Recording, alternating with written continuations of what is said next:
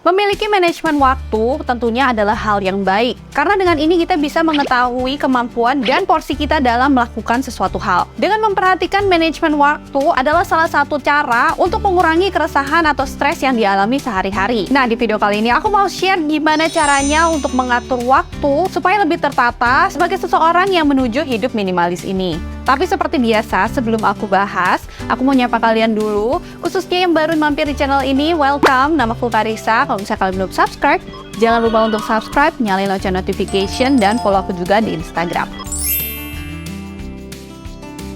Waktu tentunya akan selalu berjalan dan kita itu nggak bisa balik ke waktu yang sebelumnya. Pastinya ini akan membuat seseorang akan merasa kesulitan dalam mengatur waktu. Apalagi buat kalian yang bekerja, sangat dibutuhkan manajemen waktu yang baik supaya kita bisa mengerjakan pekerjaan kita dengan baik dan sesuai dengan deadline-nya.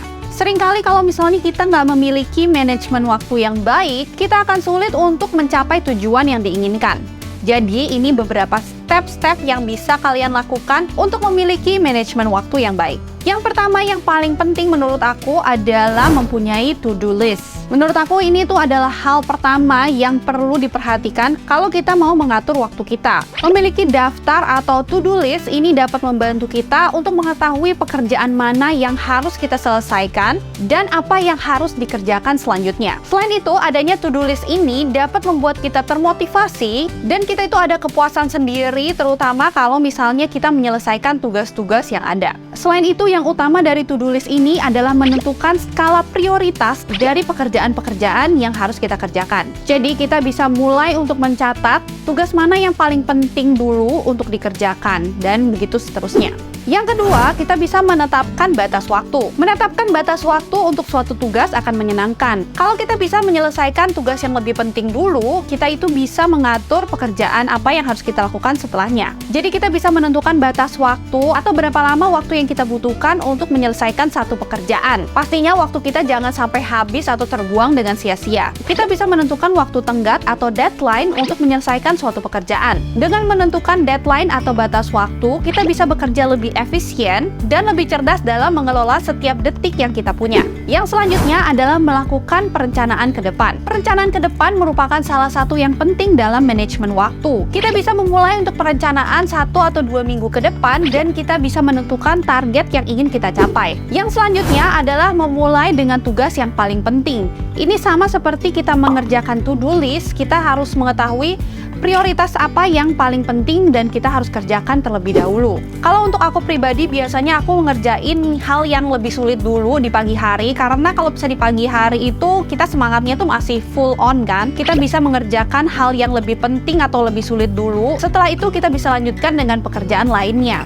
Ini juga akan membantu kita untuk mengurangi rasa stres akibat pekerjaan yang terlalu overwhelming. Jangan suka menunda-nunda, karena kalau misalnya kita menunda satu pekerjaan, itu tuh akan menumpuk dan membuat kita itu jadi lebih stres. Jadi kita bisa menyelesaikan tugas yang lebih penting dulu, supaya kita itu nggak terburu-buru oleh waktu dan membuat kita itu jadi stres sendiri. Yang selanjutnya adalah beristirahat. Saat kita melakukan banyak tugas tanpa istirahat, pastinya ini akan membuat kita lebih sulit untuk fokus dan termotivasi. Karena itu diperlukan waktu untuk beristirahat di antara banyak tugas untuk menjernihkan pikiran. Kalau misalnya kalian punya waktu untuk tidur sebentar atau untuk jalan-jalan, kalian bisa lakukan itu supaya kalian bisa kembali lebih fresh.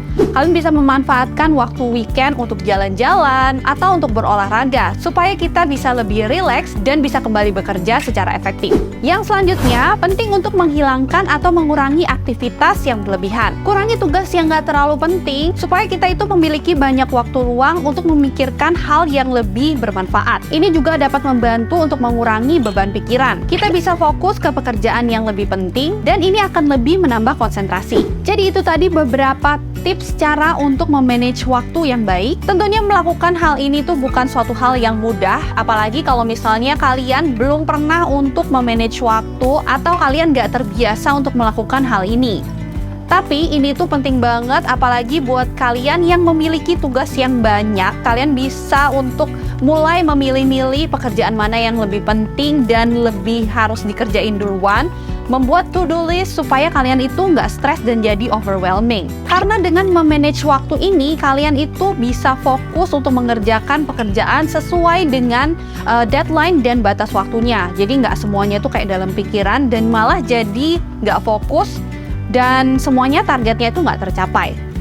So, semoga video ini bisa bermanfaat buat kalian. Jangan lupa untuk like dan share. Tungguin juga video-video aku yang selanjutnya. Thank you so much for watching. I'll see you on my next video. Bye-bye!